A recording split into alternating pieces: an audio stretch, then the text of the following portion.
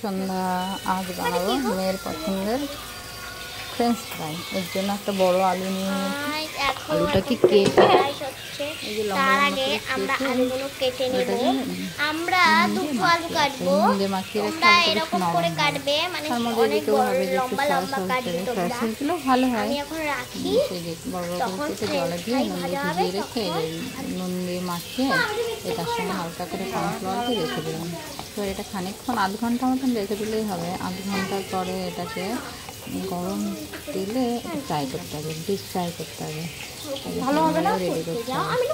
না না, মাখালে কি হবে? হাত নোংরা হয়ে যাবে। কর্নফ্লাওয়ার দিয়ে দিলাম, এই যে ভালো করে মাখিয়ে ভালো করে বেশ সুন্দর হয়েছে, নরম নরম হয়েছে। তেলটা গরম করে এবার না না, খেয়ে খেয়ে ফাটা ফাটা করে দিচ্ছে এখন, আর ডেট আবার বেশি লাগে না। আঁচটা কমিয়ে গ্যাসের ওভেনের একদম আঁচটা কমিয়ে হালকা হালকা করে ভেজে